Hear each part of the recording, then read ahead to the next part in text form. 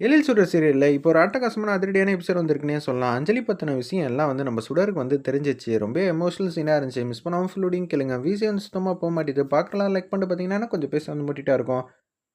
Sir, எல்லாரோட ஃபோட்டோவும் பார்க்கலாம் சார் வாங்கன்னு சொல்லி, நம்ம இந்துவ வந்து, அக்கா இருந்தா கூப்பிட்டா வருவீங்கல்ல, அதே மாரி தான் சார் நானும் கூப்பிடுறேன். வாங்க சார் ஒத்துமையா வந்து ஆல்பத்த வந்து பார்க்கலாம் அப்படின்னு சொல்லி நம்ம எழில்ட்ட வந்து பேசுறாங்க. சுடரு உடனே வந்து பரவால்ல, பரவால்ல பழைய ஞாபகங்கள்லாம் வந்து வர வைக்காத. நான் உன் பக்கத்திலேயே வந்து பார்க்குறேன்னு சொன்னோனே, எல்லாரோட குழந்தைங்களும் வந்து சின்ன சின்னதா இருக்கிறப்போ வந்து, அப்படியே வந்து பார்த்துக்கிட்டே இருக்காங்க.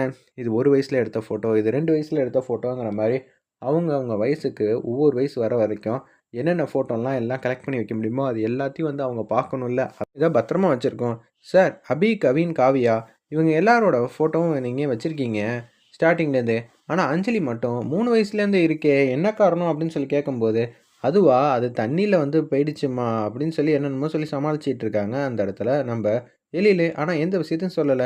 சரி சார், இருந்தாலும் நீங்க மீட்டிருக்கலாம்ல. நானும் மீட்கணும்னு தாம்மா நெனச்சேன். இன்னமும் அத வந்து ரெடி பண்ணவே இல்ல அப்படின்னு சொன்னோனே, அவங்க வந்து ஃபீலிங்கா இருக்காங்க. என்னாச்சு? இல்லம்மா ஆல்பம் பார்த்ததெல்லாம் போதும். அஞ்சலி என்னோட குழந்தை இல்லங்கிற விஷயத்த இவ கேட்டதுனால தான் எனக்கே ஞாபகம் வருது. இல்லாட்டி எனக்கு ஞாபகமே வராதே.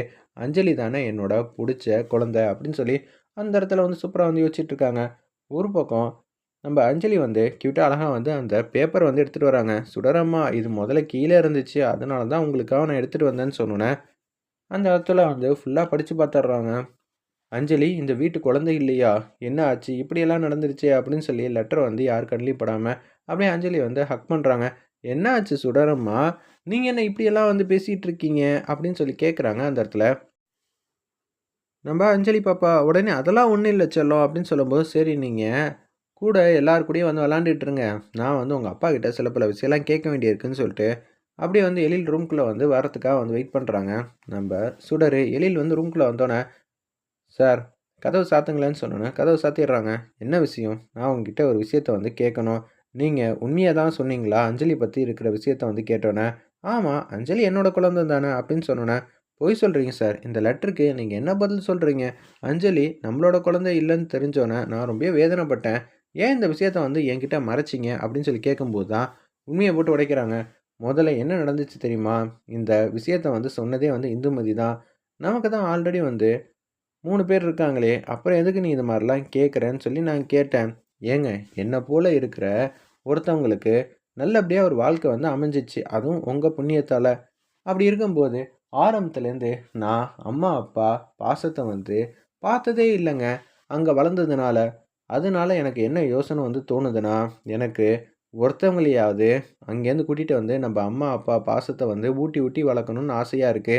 எனக்கு இப்ப அந்த அளவுக்கு நமக்கு சொத்து, வசதி எல்லாமே இருக்கு. அட்லீஸ்ட் நம்ப ஒருத்தரையாவது வந்து கூட்டிட்டு வந்து நல்லபடியா பார்த்துக்கணும்னு ஆசையா இருக்குங்க. பெர்மிஷன் வந்து தரீங்களா? அப்படின்னு சொல்லி கேட்குறாங்க அந்த இடத்துல. என்னம்மா இப்படியெல்லாம் கேட்குற? உனக்கு இல்லாத உரிமையா? எனக்கு ரொம்பவே சந்தோஷமா இருக்கு உன்ன நினைச்சு. நான் கேட்டதுனால தான் நீங்க மனசுல வந்து கஷ்டத்தோட வந்து சொல்றீங்களா? இல்ல சந்தோஷம் தானா? இதுல என்னம்மா இருக்கு? எனக்கு நீ சொன்ன விஷயத்த கேட்டதுக்கு அப்புறம் தான் இப்படியெல்லாம் ஒரு விஷயம் இருக்கோ! அப்படின்னு சொல்லி யோசிச்சுட்டு இருக்கேன். எனக்கு ரொம்பவே சந்தோஷமாவும், நிம்மதியாவும் தான் இருக்குங்கிற மாரி அந்த இடத்துல வந்து பேசுறாங்க. இத கேட்டோனே வந்து ரொம்பவே ஆச்சரியமா இருக்கு. அந்த இடத்துல நம்ம எழில் வந்து இவ்வளோ பெரிய விஷயத்த வந்து செஞ்சிருக்காருன்னு நீ இப்ப சொன்னதுக்கு அப்புறம் தான், எனக்கே வந்து அஞ்சலி இது மாரி பொண்ணுன்னு எனக்கு தெரியுது. அவ என்னோட பொண்ணு தான். இந்த விஷயம் எக்காரணம் கொண்டும் அஞ்சலிக்கு வந்து தெரியக்கூடாது. ஆமா சார், யாருக்கும் தெரியக்கூடாது. கூட இருக்கிற பசங்களுக்கு கூட இந்த விஷயம் தெரியக்கூடாது. இந்த வீட்ல இருக்கிற யார் யாருக்கெல்லாம் தெரியும்? அம்மாக்கு, எனக்கு, ராமையாக்கு 3 பேருக்கு மட்டும் தான் தெரியும். வேற யாருக்குமே வந்து தெரியாது. இந்த விஷயத்த வந்து நம்ம ரகசியமா தான் வச்சுக்கணும் அப்படின்னு சொன்னேன். இப்படி ஒரு தங்கமான புருஷன் எனக்கு கிடைச்சிருக்கிறத நெனச்சா, எனக்கு ரொம்பவே சந்தோஷமா தான் இருக்கு. அஞ்சலி நம்பளோட பொண்ணு. இல்ல என் பொண்ணு. என் பொண்ண நான் யாருக்காகவும், எதுக்காகவும் விட்டுக் குடுக்க மாட்டேங்கிற மாரி, அந்த இடத்துல வந்து எழிலும் யோசிக்கிறப்ப, சுடர் வந்து அப்படியே வந்து ஹக் பண்றாங்க. எழில் வந்து அப்படியே வந்து முத்தம் குடுக்குறாங்க. நிச்சயம் அவ நம்ப பொண்ணு தாம்மா, அப்படின்னு சொல்லி சந்தோஷமா வந்து பேசிட்டு இருக்காங்க 2 பேரும். ஒரு பக்கம் அடுத்த நாள் காலையில வந்து பொழுது வந்து விடிஞ்சோனே, இன்னைக்கு இந்த கலர் ட்ரெஸ் காம்பினேஷன் தான் போட்டுட்டு போணுங்கிற மாரி நெனைக்கிறாங்க. அதுக்குள்ள ஆப்போசிட்ல பார்த்தா அந்த கலர் சட்டையும், பேண்ட்டும் அயர்ன் பண்ணி வச்சிருக்காங்க. என்னடா அது! இவ்ளோ பெரிய சர்ப்ரைஸ்லாம் வந்து பண்றா! நான் எப்போதும் இப்படி மனசுல வந்து நெனப்பேன். அது எல்லாம் இந்துமதி கரெக்ட்டா வந்து புரிஞ்சுகிட்டு, இந்த கலர் ஷர்ட்டும், பேண்ட்டும் போட்டு போனா நல்லா இருக்கும்னு, நம்ம ஒரு டிசைன் பண்ணி வச்ச மாரி, அவளும் டிசைன் பண்ணி வச்சிருப்பா.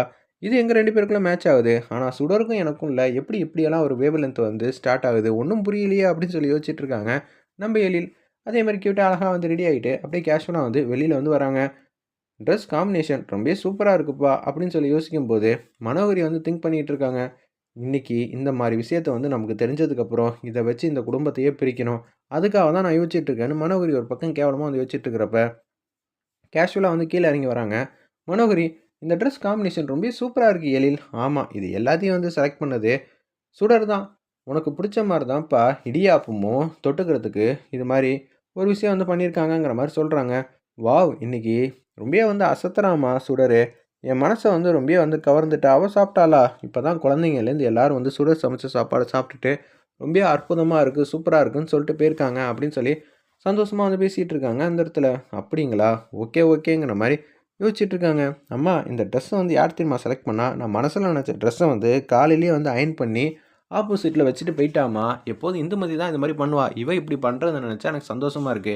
இவளும் உன்னோட மனைவி தானப்பா. உனக்கு என்னென்ன பிடிக்கும்னு இவளுக்கு தெரியாதா என்னங்கிற மாரி காமெடியா வந்து யோசிச்சுட்டு இருக்காங்க. ஒரு பக்கம் நம்ம சுடருக்கு வந்து ஏதாவது ஒண்ணு நிறைவேத்தணும். எப்போதும் வந்து பொண்டாட்டி தான் புருஷனோட தேவைகள எல்லாத்தையும் நிறைவேத்தி தரணுமா, அயர்ன் பண்ணி தர்றது, சாப்பாடு ரெடி பண்ணி தரன்னு.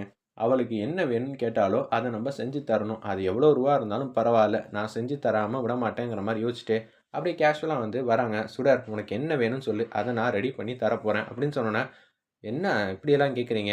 நான்லாம் பெருசா என்னத்த கேட்க போறேன்? அதெல்லாம் ஒண்ணும் இல்லங்கிற" மாரி சொல்லி சமாளிக்கிறாங்க அந்த இடத்துல. "இல்ல, உன்னோட ஆசைகள் எதுவா இருந்தாலும் சொல்லு. நான் அத நிறைவேத்தி தரணும். அதுக்காக தான் வந்து பேசுறேன்." அப்படின்னு சொல்லி கேட்டோனே, "சரி, நீங்க இவ்வளோ தூரம் கேட்டுட்டீங்க. அதனால என் மனசுல படுற விஷயத்த வந்து நான் சொல்றேன். இத்தன நாளா இந்த விஷயத்த உங்கள்ட்ட எப்படி சொல்லப் போறேன்னு தெரியாம, அப்படியே யோசிச்சிட்டே இருந்தேங்கிற" மாரி சொன்னோனே, "என்னம்மா இப்படியெல்லாம் யோசிச்சுட்டு இருந்தியா?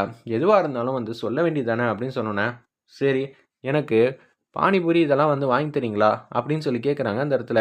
"என்னம்மா சொல்ற? பானிபூரியா? சரி வரப்போ வந்து பெரிய ஹோட்டல்ல வந்து வாங்கிட்டு வந்து தரலாம். 2 பேரும் போய் சாப்பிடலாம்." அப்படின்னு சொன்னோனே, "என்ன சார், அங்க தான் சாப்பிடணும்னு அவசியம் இல்ல. நம்ப வெளியில வந்து கேஷுவலா வந்து அப்படியே வந்து கையேந்தி பவன்லயே வந்து சாப்பிட்டுக்கலாம்." அப்படின்னு சொல்றாங்க அந்த இடத்துல. "அப்படியா? சரி, நீ சொல்ற. ஆனா அதெல்லாம் வந்து வீட்டுக்கெல்லாம் வந்து எடுத்து தர மாட்டாங்களே." சார், சாயங்காலம் வாங்க. நம்ம 2 பேரும் வந்து அங்க போயே வந்து சாப்பிட்டு வந்துருவோங்கிற மாரி அந்த இடத்துல சொல்றாங்க. சரி சுடர், இதான் உன்னோட ஆசைன்னா, அத வந்து நான் கண்டிப்பா வந்து நிறைவேத்தி தரேங்கிற மாரி சூப்பரா உற்சாகமா வந்து பேசுறாங்க. வேற லெவல்ல மாஸா இருந்துச்சுன்னே சொல்லலாம் அந்த சீன்லாம். வெயிட் பண்ணி பார்ப்போம்.